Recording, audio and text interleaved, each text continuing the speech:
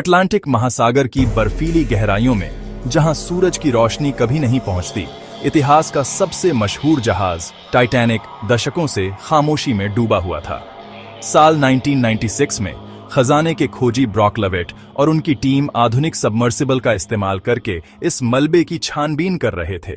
उनका मकसद सिर्फ कलाकृतियां खोजना नहीं था, बल्कि वे एक पौराणिक खजाने की तलाश में थे। हार्ट ऑफ द ओशन नाम का एक बेशकीमती नीला हीरा। कई दिनों की खोज के बाद उन्हें फर्स्ट क्लास स्वीट के मलबे में एक तिजोरी मिली, जिसे वे बड़ी उम्मीदों के साथ सतह पर ले आए। उन्हें लगा कि हीरा अब बस कुछ ही पलों की दूरी पर है। जब तिजोरी को खोला गया तो उसमें हीरा तो नहीं मिला, लेकिन जो मिला वह उससे भी कहीं ज्यादा कीमती था। पानी में डूबे कागजों के बीच एक चित्र पूरी तरह से सुरक्षित था।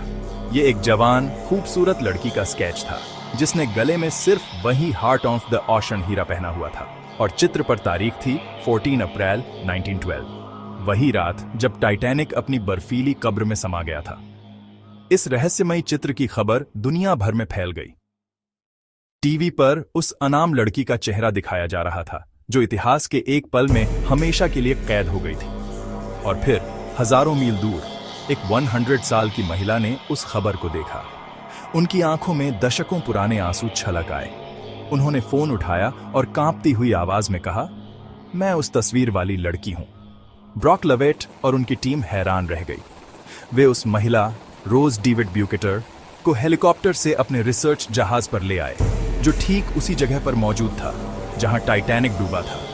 चारों तरफ आधुनिक तकनीक और मलबे की तस्वीरों के बीच बूढ़ी हो चुकी रोज ने उस चित्र को अपने हाथों में लिया। शोधकर्ताओं की उम्मीदें अब सिर्फ हीरे से नहीं, बल्कि उस कहानी से जुड़ी थीं जो सिर्फ रोज ही सुना सकती थी।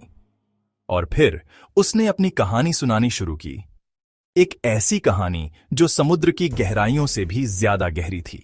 साल 1912, इंसानी महत्वाकांक्षा और इंजीनियरिंग का एक जीता जागता चमत्कार RMS टाइटैनिक अपनी पहली और आखिरी यात्रा के लिए तैयार खड़ा था। यह सिर्फ एक जहाज नहीं था, यह एक तैरता हुआ शहर था, एक सपना जिसे लोहे और स्टील से बनाया गया था।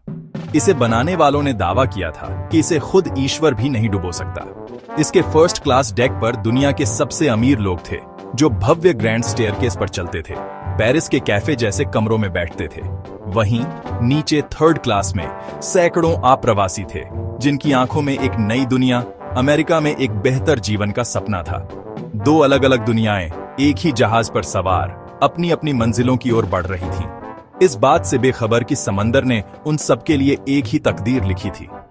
यह जहाज उम्मीदों और सपनों का प्रतीक था, जो अटलांटिक के ठंडे पानी को चीरता हुआ आगे बढ़ रहा था। इन्हीं फर्स्ट क्लास के यात्रियों में थी 17 साल की रोज डेविड बुकेटर।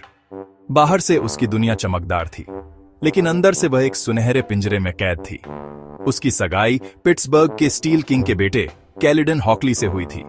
एक ऐसा रिश्ता जो प्यार पर नहीं, बल्कि एक सौदे पर टिका था, जो उसके परिवार को दिवालिया होने से बचाने वाला था। रोज की मां रूथ उसे लगातार समाज के नियमों और उम्मीदों की याद दिलाती रहती थी। हर मुस्कान, हर बातचीत, सब एक दिखावा था। रोज का दम घुट रहा था। वह उस जिंदगी से भागना चाहती थी जो उसके लिए चुनी गई थी, न कि जिसे उसने खुद चुना था। उसकी आत्मा उस भव्यता के बोझ तले चीख रही थी, एक ऐसी आजादी के लिए तरस रही थी जो उसे कहीं नजर नहीं आ रही थी। और फिर था जैक डॉसन, एक गरीब तीसरे दर्जे का यात्री जो विस्कॉन्सिन का एक कलाकार था। उसके पास दौलत नहीं थी, लेकिन उसकी आंखों में जिंदगी की चमक थी और उसके स्केच पैड में दुनिया की तस्वीरें। किस्मत ने एक बड़ा दांव खेला। साउथहैम्पटन के एक पब में पोकर के एक आखिरी गेम में जैक ने 2 टिकट जीते, टाइटैनिक पर यात्रा करने का मौका। ये एक पल था जिसने उसकी तकदीर बदल दी। अपने दोस्त फैब्रिजियो के साथ वह आखिरी मिनट में दौड़ता हुआ जहाज पर चढ़ा, अपनी पुरानी दुनिया को पीछे छोड़कर एक नई दुनिया की ओर बढ़ रहा था, इस बात से अनजान कि यह जहाज उसकी जिंदगी हमेशा के लिए बदल देगा। उसके लिए यह जहाज अमेरिका जाने का एक जरिया भर नहीं था, यह एक महान रोमांच की शुरुआत थी। जहाज की भव्यता और लोगों की भीड़ के बीच रोज का अकेलापन बढ़ता जा रहा था। एक रात अपनी घुटन भरी जिंदगी से तंग आकर उसने एक भयानक फैसला किया। वह जहाज के पिछले हिस्से की ओर भागी, ठंडी हवा और नीचे घूमते अंधेरे पानी को घूरते हुए। वह उस रेलिंग पर चढ़ गई अपनी जिंदगी खत्म करने के लिए तैयार। तभी एक आवाज ने उसे रोका। यह जैक था। उसने उसे कोई भाषण नहीं दिया, न ही उसे बचाने का नाटक किया। उसने बस उससे बात की, उसके दर्द को समझा।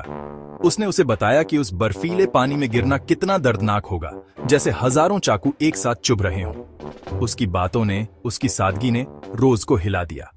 जब रोज वापस आने के लिए फिसली तो जैक ने उसका हाथ पकड़ा और उसे सुरक्षित वापस खींच लिया। उस एक पल में दो अजनबी एक अटूट बंधन में बंध गए। उस रात के बाद रोज की दुनिया बदलने लगी। जैक ने उसे अपनी कला दिखाई, साधारण लोगों के चित्र जिनमें जिंदगी और भावनाएं थीं, कुछ ऐसा जो रोज ने अपनी दुनिया में कभी नहीं देखा था। जैक ने रोज को उस दुनिया से मिलवाया जो उससे छिपी हुई थी।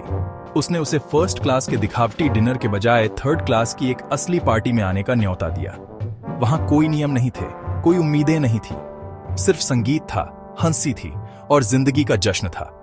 रोज ने पहली बार खुलकर डांस किया, पहली बार आजाद महसूस किया। वह उस लड़की से मिल रही थी जिसे वह हमेशा से बनना चाहती थी।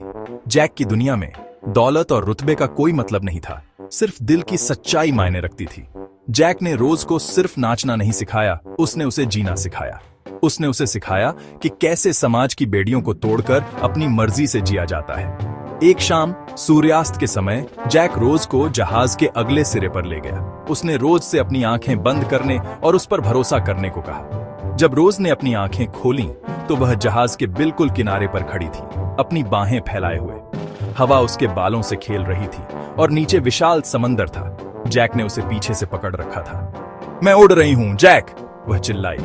उस पल में वह सचमुच उड़ रही थी, डर से, उम्मीदों से और अपनी पुरानी जिंदगी से आजाद। यह सिर्फ एक जहाज की यात्रा नहीं थी, यह रोज की अपनी आत्मा की खोज की यात्रा थी और जैक उसका मार्गदर्शक था। दो अलग अलग दुनियाओं के दो लोग किस्मत से मिले और एक दूसरे की जिंदगी का सबसे अहम हिस्सा बन गए।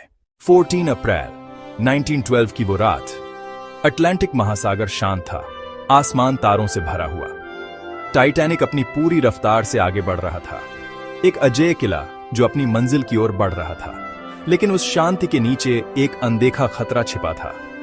दूसरे जहाजों से बर्फीले पहाड़ों की चेतावनियां आ रही थीं, पर उन्हें नजरअंदाज कर दिया गया। रात के 11:40 पर जब ज्यादातर यात्री सो रहे थे, दो पहरेदारों ने अपने सामने मौत के पहाड़ को देखा। एक विशाल हिमखंड ठीक सामने, चीख गूंजी। जहाज को मोड़ने की पूरी कोशिश की गई, लेकिन बहुत देर हो चुकी थी।